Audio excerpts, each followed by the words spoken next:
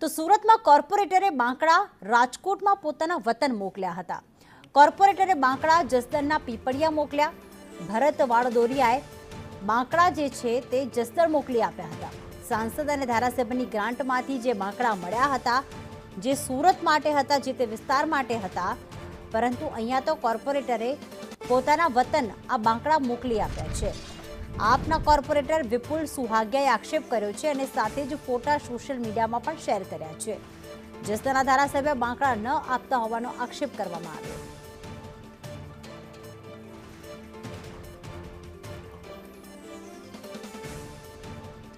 મનીષ અમારી સાથે જોડાઈ ગયા છે। મનીષ, અહીંયા સુરતના જે બાંકડા છે જસદણમાં જોવા મળ્યા અને એ પણ ધારાસભ્ય અને સાંસદની ગ્રાન્ટમાંથી મળેલા હતા। શું આક્ષેપ કરવામાં આવ્યો આપના કોર્પોરેટર દ્વારા?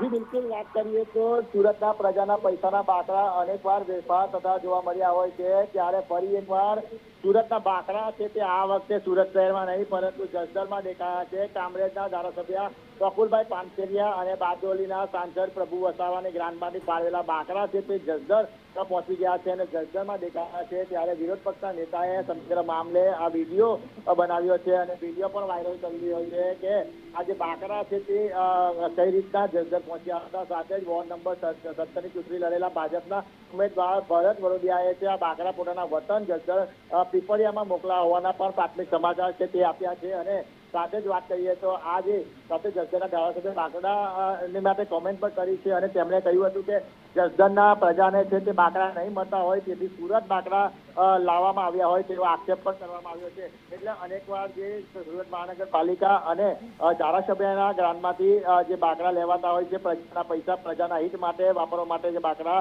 મૂકવામાં આવતા હોય છે તે બાંકડા છે તે જે કહેવાય છે અંગત ઉપયોગમાં થતો હોય છે। ત્યારે આ વખતે જે બાંકડા છે તે સુરત શહેરમાં નહીં પરંતુ જસદણમાં દેખાતા અનેક સવાલો જવાબ ઉઠી રહ્યા છે કે આટલે દૂર બાંકડા પહોંચ્યા તો કઈ રીતના પહોંચ્યા? જી આભાર મનીષ તમામ વિગતો માટે।